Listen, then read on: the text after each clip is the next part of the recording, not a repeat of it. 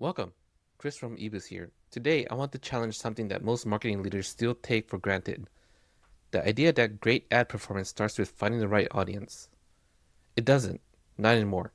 In this episode, I'll break down the three things.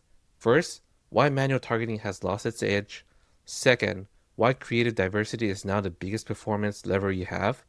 And third, how to restructure your team and budget for this new reality. Let's start with what's changed. For the last decade, digital advertising ran on a simple promise: find the right audience and the ad works. Marketers poured resources into audience segments, lookalikes, interest layers. The more precise the targeting, the better the ROAS. That world is gone.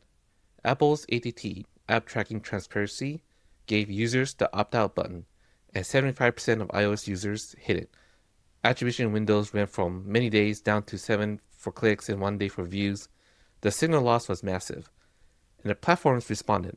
Meta retired detailed targeting exclusion in early 2025. Google's Performance Max now targets across search, display, and YouTube, simultaneously with AI. TikTok's broad targeting outperforms narrow audiences by 15% lower CPA and 25% conversions. Every major platform is saying the same thing: stop trying to outsmart the algorithm. It knows more about your customers than your targeting parameters ever could. So if targeting is automated, what do you actually control? It is creative, and the numbers are staggering. Nielsen found that creative drives 56% of sales lift in digital campaigns. Media buying, just 30%. Google puts it even higher at 70% campaign success, driven by creative quality. But here's a nuance most marketers miss. It's not about making one perfect ad, it's about creative diversity. The platforms need a range of creative inputs to test against users, context, and intent signals. Meta's algorithm rewards what they call ads that don't look like ads. UGC ads that are POV clips, authentic storytelling, user-generated content, right? So these formats generate stronger signals and help the algorithm find high-quality buyers faster.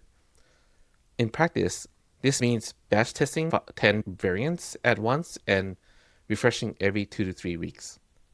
Advertisers use Advantage Plus creative features saw a 22% ROAS increase over traditional targeting setups. Your creative volume, variety, and testing velocity now determines the performance more than any audience segment ever did. Understanding this intellectually is one thing. Operationalizing it is where most teams get stuck. The brands I work with adapt fast, do three things. First, they invest in first-party data. Nearly 90% of marketers have already shifted their data strategy this direction, and the results back it up. 83% lower acquisition costs, 73% higher ROI. Second, they treat creative testing as a discipline, dedicate testing budget at 20 to 30% of spend, systematic framework, and documentation of what works and why. Third, they reallocate team capacity. Manual segmentation skills are being automated. The skills that matter now are creative strategy, rapid production, and performance creative analysis.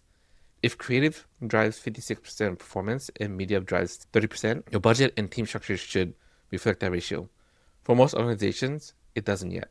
So just to recap, here's what I covered today. Manual targeting has lost its competitive edge because the platforms now handle audience finding with AI. Creative quality and diversity have become the primary performance lever, driving over half of the digital ad sales lift. And the marketing leaders pulling ahead are restructuring the teams, budgets, and processes around creative excellence. The platforms have already made the shift. The only question is whether your strategy has caught up. If you're ready to stop leaving money on the table, let's talk. Visit us at eboostconsulting.com to schedule a call. Thank you. See you again.